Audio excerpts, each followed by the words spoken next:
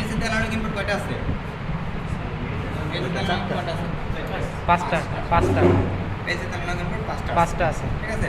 Sir এইখানে 4টা analogue ইনপুটের কানেকশন দেওয়া আছে, আরেকটা ফাঁকা আছে। ঠিক আছে? এখানে 4টা অ্যানালগ ইনপুটের কানেকশন। এখানে আছে অ্যানালগ আউটপুট কয়টা আছে? 2টা। দুইটা আউটপুট আউটপুট অ্যানালগ আউটপুট 2টা দেওয়া আছে। এই 2টার কানেকশন এখানে দেওয়া আছে। ঠিক আছে? এখন ডিসপ্লে আছে একটা, আর জিনিস আছে এতগুলা। তাহলে এতগুলা জিনিসের জন্য একটা ডিসপ্লেতে দেখার উপায় কি? দেখার উপায় একটা রাখতে হলো ডিসপ্লেতে সেট করে দেওয়া যায় আপনি কোনটার থেকে কোনটা ডিসপ্লে করতে যাচ্ছেন, এখান থেকে সেট করে দেওয়া যায়। এখানে অ্যানালগ ইনপুট 1-এ রাখলাম, তাহলে সে প্রথম ইনপুটের ভ্যালুটা শুধু ডিসপ্লে করবে।